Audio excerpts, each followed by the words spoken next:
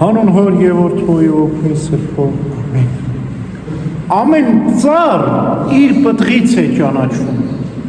Բարի ծառը բարի պտուղ է տալիս, իսկ չար ծառը չար պտուղ է տալիս։ Չի կարող բարի ծառը չար պտուղ տալ եւ ոչ էլ չար ծառը բարի պտուղ տալ։ Ուստի ամեն ծառ իր պտղից է ճանաչվում։ Այսպես է ասում մեր Տերը Հիսուս Քրիստոս։ Եվ այսօր մենք տոնախմբում ենք Իսահակ Պարթևի տոնը։ Բարի ծառի բարի պտուղ է Սուրբ Սահակ Պարթևը։ Որ ծառի պտուղն է։ Մեր Սուրբ Հայրապետ Գրիգոր Լուսավորչի։ Գրիգոր Լուսավորչի թոռը Հուսիկն է։ Հուսիկի թոռը Ներսեսն է։ Ներսեսի որդին Սահակ Պարթևն է։ Ուրեմն Սահակ Պարթևը Գրիգոր Լուսավորչի թոռան ծոռն է։ Վերջին սերունդը մեր Սուրբ Հայրապետ Գրիգորի Սահակ Պարթևից հետո այլևս Գրիգոր Լուսավորչի սերունդից հայրապետական գահին հայրապետ չեղավ, Սահակ Պարթևով դադարեց։ Ոչ միայն Սուրբ Գրիգոր Լուսավորչի սերունդը դադարեց, այլ նաև հայոց թագավորական տոհմը դադարեց Սուրբ Սահակ Պարթևից սկսած։ Ծնվել է 348 թվականին, ինչպես ասացինք, Ներսես մեծի որդին էր։ Մանկությունից իր մորը կորցնում է և մեծանում է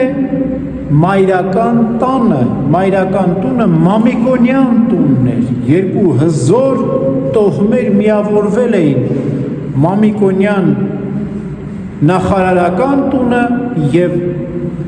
Պարթևական հայրապետական տունը, այս երկու տների միավորությունից ծնվել էր Սուրբ Սահակ Պարթևը։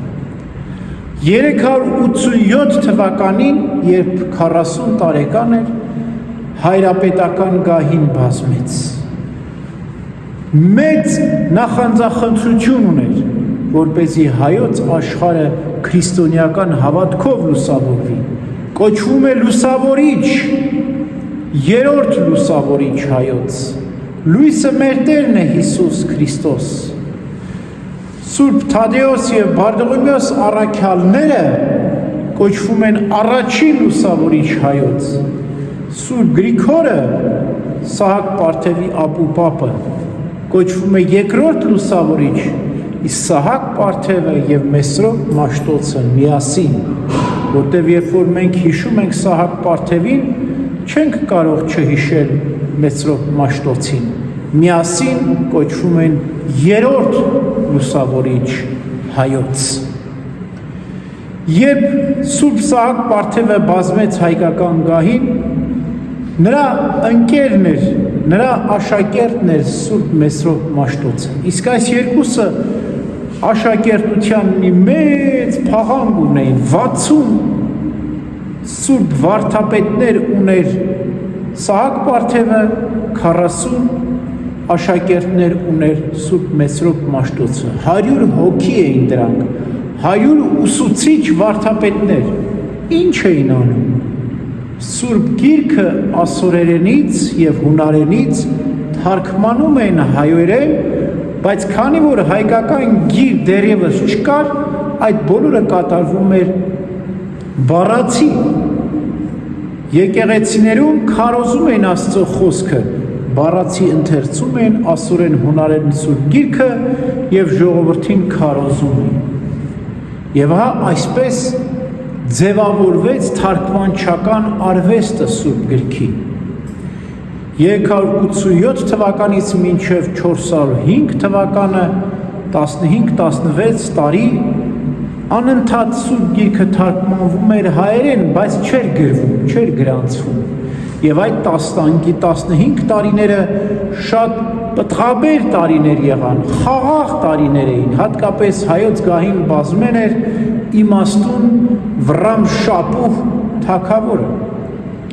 Սուրբ Հայրապետի գահակալության տարին 387 թվականին Հայաստանը բաժանվեց երկու մասի, մեկ մասը ենթարկվում էր Բյուզանդիային, մի մասը ենթարկվում էր Պարսկաստանին։ Հենց հայոց հայրապետական գահին բազմելու օրվանից Հայաստանը բաժանվեց և Սուրբ Սահակ Պարթևը դարձավ Պարսկական Հայաստանի հայրապետ։ Եվ այս երկու հզոր սյուների համագործակցությունը Սուրբ Սահակ Պարթևի և Մեսրոպ Մաշտոցի եղավ այն, որ հայոց գրերը ստեղծվեցին։ Եվ Սուրբ Սահակ Պարթևը հենց առաջին թարգմանիչներից էր, քանի որ փայլուն տիրապետում էր թե հունարենին և թե ասորերեն, Սուրբ Գիրքը նախ և առաջ թարգմանեցին հայերեն, այնուհետև եկեղեցու Սուրբ հայրերի գրվածքները, Հովան Ոսկեբերանի, Բարսեղ Կեսարացու, Եփրեմ Ասորու, Գրիգոր Նյուսացու, Գրիգոր Աստվածաբանի, և սա կոչվում է հայոց գրերի գյուտի ոսկե դար, որովհետև այս ոսկե դարը դասական մի ժամանակաշրջան էր և ոչ միայն հայոց այբուբենը ստեղծվեց, այլ նաև բազմաթիվ տիեզերական եկեղեցու Սուրբ հայրերի գրվածքներ թարգմանվեցին հայերեն։ Առաջին շրջանը Սուրբ Սահակ Պարթևի գահակալության խաղաղ ու պտղաբեր էր։ Վռամ Շապուհը խաղաղությամբ ննջեց, նրան հաջորդեց հայոց Արտաշես կամ Արտաշիր թագավորը, որ չորրորդ Արտաշես է կոչվում, Արտաշես չորրորդ։ Սա հորը չնմանվեց ցավոք սրտի, իմաստուն չէր, առաքինի չէր, բարոյական կերպար չէր, այլ թալանում էր, հարստահարում էր, ժողովրդին կեղեքում էր և հայոց նախարարները միավորվեցին ու ուզում էին գնալ Տիզբոն, որպեսզի հայոց Արտաշես չորրորդ կամ Արտաշիր թագավորին գահանկեց անեն։ Եվ դիմեցին Սահակ Պարթև հայրապետին և ասացին. միացիր, մենք էլ գնանք Պարսկաստան, ամբաստանենք մեր թագավորին։ Սուրբ Սահակ Պարթևը ասաց. ոչ, ես ձեր գործին գործակից չեմ, ես ձեր գաղափարին գաղափարակից չեմ, ինձ համար ավելի լավ է իմ հիվանդ ոչխարը, որ է հայոց Արտաշես թագավորը, քան թե ուրիշի առողջ գայլը։ Դուք կարծում եք, որ հայոց թագավորին գահանկեց անելով լավ գործ եք կատարում, ոչ, և այսպես չմիավորվեց հայոց նախարարներին, բայց և այնպես գնացին և բողոքեցին, ապա ամբաստանեցին հայոց Արտաշես թագավորին և Տիզբոնն էլ գահանկեց արեց Արտաշեսին։ Սուրբ Սահակ Պարթևը կանչվեց Տիզբոն, 4 տարի եղավ աքսորյալ, աքսորավայրում գտնվեց և 4 տարի նրանալուց հետո, երբ հայոց գահին, հայրապետական գահին Շմուելն էր բազմել ասորի ազգության ոչ հայ, այլ չար մի մարդ, որ կեղեքում էր, թալանում էր եկեղեցին հավատացյալներին, հայոց նախարարները դիմեցին Տիզբոնում Պարսից շահին և վերականգնեցին Սուրբ Սահակ Պարթևին։ Ուրեմն դա 428 թվականն էր, երբ հայոց թագավորական գահը անկում ապրեց, 432-ին Սուրբ Սահակ Պարթևը աքսորից վերադարձավ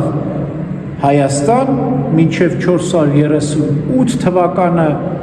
վտարանդյալ հայրապետական գահը ղեկավարեց։ Նրան գործակից էր Սուրբ Մեսրոպ Մաշտոցը։ 438 թվականին 90 տարեկան հարցակում իր ծննդյան օրը Սուրբ Սահակ Պարթևը ննջեց և նրա վերջին խոսքերն էին, ձեռքերը բարձրացեց առ Աստված, աղոթում էր և ասում. Գալիս եմ քեզ մոտ, Սուրբ Գրիգոր Լուսավորիչ, իմ նախապահ, իմ բարեխոս, իմ պաշտպան, իմ պահապան, եւ այդպես հոգին ավանդեց Սուրբ Հայրապետը իր ծննդյան օրը հենց մահացավ, 90 տարին լրացավ եւ մահացավ, եւ Սուրբ Գրիգոր Տաթևացին ասում է, ով իր ծննդյան օրն է մահանում, արդար մահով է մահանում, եւ Սուրբ Սահակ Պարթևը արդար մահով մահացավ, արդար կյանքով ապրեց։ Այսօր էլ մենք տոնախմբում ենք Սուրբ Սահակ Պարթևի հիշատակը եւ խնդրում ենք, որպեսզի հենց ինչպես ինքն էր բարի պտուղ, բարի արմատից, բարի շարավիղից, այնպես էլ Աստված բարի պտուղներ տա մեր ժողովրդին, մեր ազգին, մեր եկեղեցուն։ Ամեն։